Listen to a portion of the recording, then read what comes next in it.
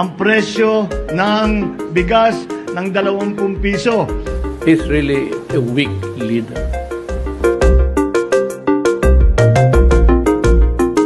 The Quadcom likewise recommends the filing of appropriate charges against the following.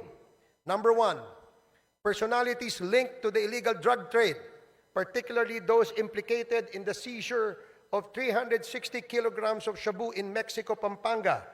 Kai Meng, alias also known as Willie Ong, Yang Jiazheng, also known as Eddie Taiyang, Mayor Teddy Tumang, and all the incorporators of Empire 999.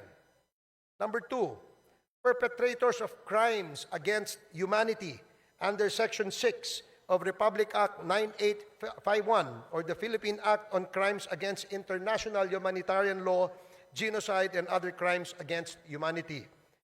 Former President Rodrigo Roa Duterte, Senator Roland Bato de la Rosa, Senator Christopher Lawrence Bongo, former PNP Chief Oscar David Albayalde, former PNP Chief Debold Sinas, Police Colonel Royina Garma, Police Colonel Edilberto Leonardo, and Hermina Muking Espino. Number 3, the co-conspirators in the murder of Chu Kintung, Li Lanyang, and Wong Mengpin, the 3 Chinese nationals killed inside the Davao Penal Prison and Penal Farm on August 13 of 2016. Former President Rodrigo Roa Duterte, Police Colonel Royina Garma, Police Colonel Edilberto Leonardo, SPO4 Arthur Narsolis, and Superintendent Gerardo Padilla. Number 4, individuals involved in the murder of General Wesley Barayuga, Police Colonel Royina Garma, Police Colonel Edilberto Leonardo, Police Lieutenant Colonel Santi Mendoza, former PNP officer Nelson Mariano, PSMS Jeremy Tox Kausapin, and 1 alias Loloy. Moreover, Mr. Speaker, further investigations should be conducted against, but not limited to, the following individuals. Number 1, personalities implicated in the illegal drug trade in relation to the revelations provided by resource persons Jimmy Guban and Mark Taguba, Representative Paulo Duterte, Councilor Nilo Abilera Jr., Mr. Paul Gutierrez, Mr. Benny Antiporda, Mr. Jojo Bacud, a certain Tita Nani, and Mr. Allen Capuyan.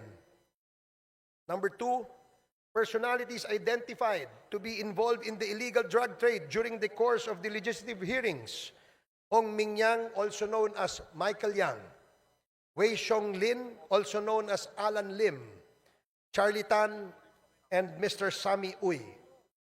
Number 3, personalities involved in POGO-related illegal activities: Attorney Herminio Harry Roque Jr., Catherine Cassandra Leong, Go Waping, or also known as Alice Leal Go, Yang Jian Xin, also known as Tony Yang, and Hong Jiang Yang, the younger brother of Tony Yang and Michael Yang. Mr. Speaker, our work is far from over. The Quad Committee's progress thus far is a testament to what we can achieve when we confront corruption and criminality with courage and resolve. However, it also underscores the magnitude of the challenges we face. This is a defining moment for this Congress, Mr. Speaker.